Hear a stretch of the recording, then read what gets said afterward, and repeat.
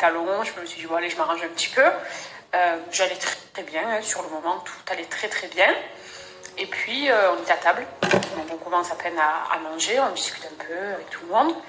Et il y avait Noré et moi. Et on est en train de parler avec Paga. On parle de tout et rien. Et à un moment, assise, je me rends compte qu'il y a un truc bizarre qui se passe dans mon corps. Je me suis dit, mais c'est quoi ça? Alors, pour pas m'affoler Noré, je lui dis, écoute, je reviens 2 secondes, je vais aux toilettes. Je me lève pour aller aux toilettes. Et là, ben voilà. Poche des os percée. J'étais un peu en panique parce que, bon, voilà, première fois de ma vie que ça m'arrive. Je me suis dit, waouh, enfin, toute cette quantité d'eau, c'était incroyable. Pas douloureux du tout. Mais j'ai compris qu'en fait, c'était la poche des os qui s'était fissurée. Et que du coup, dans les maximum 48 heures qui allaient suivre, j'allais accoucher. Beaucoup de personnes pensaient que, comme vous avez pu voir après la vidéo, là, la fameuse vidéo, plein de gens ont dit mais elle est folle, elle se snappe alors qu'elle vient de perdre les os, mais elle devrait plutôt aller à l'hôpital. La plupart des personnes que je connais, quand elles perdent les os, elles prennent le temps de se doucher, de terminer leur préparation, etc. pour ensuite se rendre à l'hôpital. Moi-même, à l'hôpital, elles m'ont dit vous pouvez accoucher dans les 48 heures qui suivent. Ça ne veut pas dire perdre les os, il faut automatiquement courir à l'hôpital. Et puis bon, moi, comme je vous avais dit, j'ai voulu juste vous prévenir. Et pour éviter déjà que qui que ce soit invente sur moi ou commence à vous sortir des trucs encore fake. Et même, ça me tenait à cœur de vous le dire, quoi. Enfin bref. Donc, toujours au restaurant, du coup, je sors des toilettes. Et là, je regarde Noré, je dis, Noré, ça y est, j'ai perdu les os. Il me dit, non. Et là, bon, on s'est tous affolés, du coup. Alors, c'était drôle parce que tout le monde a crié, a chanté. Je pense que c'était trop, trop mignon. Ils nous ont accompagnés à la voiture, tous les invités, du coup. Et là, donc là, après, on a tracé à la maison pour récupérer du coup les affaires qui étaient déjà prêtes. Hein. Moi, j'avais tout préparé, je vous avais montré sur la valise de maternité, avec nos sacs, etc., les affaires de Noré, les miennes. Donc, on a tout récupéré. J'ai tenu quand même à me doucher, parce que bon, forcément, j'ai préféré être nickel, donc j'ai fait une bonne petite douche aussi. Voilà, j'ai enlevé mes talons, surtout, qui servent à rien au final. Et puis après, direction l'hôpital, enfin la clinique.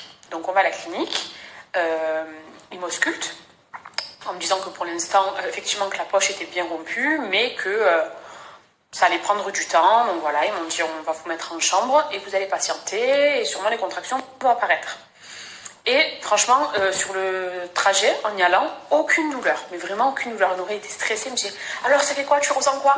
Alors franchement, enfin voilà quoi, oui, il y a de l'eau qui coule, mais j'ai pas mal, tout va bien, nickel. Et ensuite, passer en chambre, du coup. Là, en chambre, voilà, ils m'ont dit, écoutez, ils m'ont donné le gros ballon, essayez de vous mettre sur le ballon, etc. Et c'est fou, je pense que ça a été... Enfin, c'est même pas psychologique, c'est que dès lors qu'on a été dans la chambre avec Noré, les douleurs, elles sont venues. Mais quand je vous dis des douleurs de malade, les moments, vous savez de quoi je parle, des contractions, mais de fou. C'est-à-dire que même quand, vous vous souvenez, je vous disais, j'ai l'impression d'avoir des contractions, mon ventre est durci, etc., le mois dernier. Ça n'avait rien à voir. Je pensais moi que c'était des contractions parce que ça me faisait mal, mais ça n'avait rien à voir. Bref, donc très très très douloureux. Enfin, douloureux ces contractions. Je m'allongeais, ça passait pas. J'essayais je me mettais dans pleine position, ça passait pas. J'ai essayé de faire ce ballon aussi, mais bon, ça m'a rien fait du tout. Ça, il se passe, on va dire, 2 bonnes heures. Au bout de 2 heures, j'appelle du coup les infirmiers de nuit, de garde, en leur disant écoutez, la douleur, c'est pas possible, qu'est-ce que je peux prendre? Ils m'ont dit non, pour l'instant, vous pouvez rien me prendre. J'ai dit mais là, je vais mourir. Et moi, si vous voulez, je me suis toujours dit, en fait, j'ai toujours été impressionnée par les femmes qu'on entend hurler dans les hôpitaux quand elles accouchent, tout ça, parce que je me suis dit waouh, au point de ne pas se retenir à crier, de ne pas pouvoir se retenir de crier, c'est que vraiment, ça doit être intense. Et moi, je m'étais dit, non, je peux pas crier, quoi, quand même. Même si j'ai mal, j'essaie de garder mon sang-froid, tout ça. Si je vous dis que je suis rentrée donc, à la clinique, il était à peu près minuit. Donc, à 2h du matin, je commençais à crier, genre, pas comme une folle, mais aïe, aïe, aïe. Et j'arrivais pas à me taire, en fait, c'était pas possible. Donc, on appelle les infirmiers, ils me disent que pour l'instant, ils peuvent rien faire par rapport à l'ouverture de mon col, que c'est beaucoup trop tôt. En gros, tu prends ton mal en patience. On est resté en chambre avec Nora en attendant que ça passe, enfin que le temps passe, pas les douleurs. Hein. Je savais que ça allait pas passer, ça. Et à 5h du mat, je me suis dit non, c'est pas possible, je vais vraiment mourir. J'arrivais plus, je souffrais trop, trop, trop. Je rappelle l'infirmier, je dis excusez-moi, je peux plus. J'ai trop, trop, trop mal, je vais tomber dans les pommes, c'est une douleur horrible. J'ai dit, écoutez, ce qu'on va faire, on ne peut pas vous poser la péridurale pour le moment, par rapport toujours à l'ouverture de mon col, qui n'était pas assez avancée, mais ils m'ont dit, on va vous mettre un petit peu de morphine pour vous soulager. J'ai dit, peu importe. Et moi, il faut savoir que si je peux éviter tous les médicaments, quels qu'ils soient, tous les traitements, tout ça, j'évite. Je prends vraiment quand je suis à l'agonie. Mais sinon, si je peux éviter, j'évite. Mais là, tellement que j'avais mal, en sachant que je savais qu'elle allait avoir la péridurale après, je me suis dit, mais c'est pas grave, si ça peut me soulager ne serait-ce qu'un peu, parce que j'avais vraiment très très mal. Donc, je crois que c'était sous forme de perfusion ou une piqûre, je sais plus. Bon, il m'injecte cette morphine. Alors, effectivement, ça a un petit peu diminué, on va dire, une douleur de 10, c'est passé à peut-être 7. Dans tous les cas, j'avais toujours mal. Bon, après, c'est normal, ça fait partie du jeu. Et pour moi, c'était aussi, j'ai découvert de nouvelles douleurs, de nouvelles choses. Enfin, c'était tout nouveau pour moi. Donc bon, je me suis dit, écoute, c'est ça, les contractions. De toute façon, on m'avait dit que c'était hyper douloureux. Donc, comme toutes les femmes, on va y faire face, quoi. Mais c'était quand même insupportable. Et j'ai dit, écoutez, est-ce que vous pouvez faire la péridurale maintenant? Alors, elle me contrôle toujours. Elle me dit, bon, écoutez, en principe, on devrait attendre encore un petit peu. Mais elle voyait que je souffrais grave. Elle m'a dit, on va la faire quand même maintenant. Donc, Nono sort de la salle pour me poser la péridurale. Là, pareil, ça m'a fait très mal. Alors, je sais pas si toutes les personnes, en tout cas, qui ont eu une péridurale, ça vous a fait mal. Mais moi, la piqûre m'a fait aussi mal. Mais bon, je me suis dit, mieux vaut avoir mal encore 5 petites minutes, mais après que ça me soulage. Effectivement, après, ça m'a soulagée. Alors, ça m'a soulagée, mais il a fallu m'en réinjecter plusieurs fois quand même, parce que, disons qu'au bout de 1h30, 2 heures, après, je ressentais tout. Donc, elle m'en a réinjecté plusieurs fois, mais ça m'a quand même beaucoup soulagée. Après, c'est là que les choses sérieuses commencent. Donc, il y a eu énormément d'heures qui sont passées entre-temps.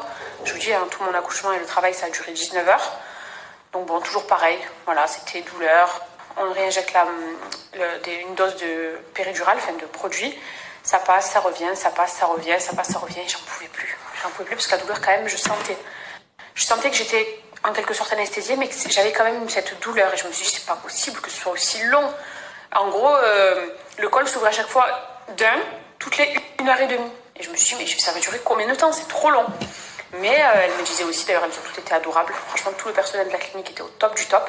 Et elle m'expliquait que première grossesse, premier bébé, c'était souvent comme ça, souvent un peu plus long, etc. Alors, Honoré à côté, il laissait tomber le stress qu'il avait, le pauvre. Parce qu'il n'a pas dormi de la nuit, lui aussi, avec moi. Hein. Mais il était stressé, il n'était pas très très bien. Bon, bref, après, ça fait partie des souvenirs. Et ensuite, bon, pour vous éviter, parce qu'avant soi, c'est toujours la même chose, on arrive au moment donc où elle me dit, je pense que c'est maintenant, après 18 heures du coup, on va écouter, j'appelle le médecin pour passer à l'accouchement. Ok, super. Donc je me mets en position, etc. Les jambes sur le truc là, chaque jambe fait une jambe de chaque côté. Donc j'ai Nourri qui est à côté de moi de ce côté-là. Il y a 2 sages-femmes et le médecin qui arrive. Le médecin qui d'ailleurs était au top du top. Mais vraiment, déjà quand je l'avais rencontré la première fois, il m'avait grave rassurée. Et je sais pas, il y a eu un feeling, je me suis dit, mais alors un médecin comme ça, c'est le top, surtout pour l'accouchement. Et même le jour même, nickel. Pourtant, j'étais dans un état, dans les vapes, j'avais trop mal, je voyais un peu flou par moment. Mais il a été au top, franchement. Il me dit, bon, mais écoutez, ça y est, vous êtes prête, tout ça? Oui, c'est bon, je suis prête. Et là, le médecin me dit, allez, on pousse, c'est maintenant. Du coup, moi, je donne tout. J'essaie d'y aller au maximum, de tout donner, je prends ma respiration, etc. J'ai Nourri à côté qui m'encourage, moi qui lui broie sa main. Mais je suivais vraiment toutes les instructions des sages-femmes et du médecin, de faire au mieux en tout cas.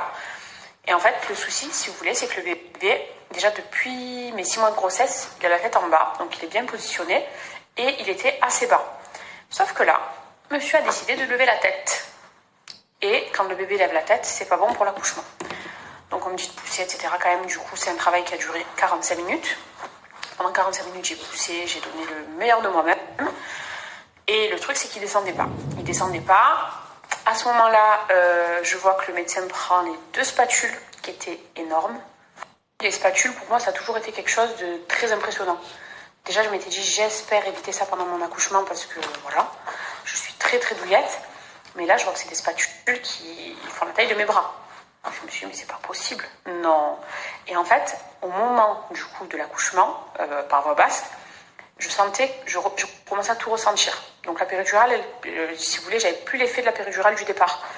Et je leur dis, mais je sens tout, c'est horrible. Donc bon, je vous ai parlé des détails, mais je criais, je pleurais, et je crois que j'allais faire un malaise à un moment.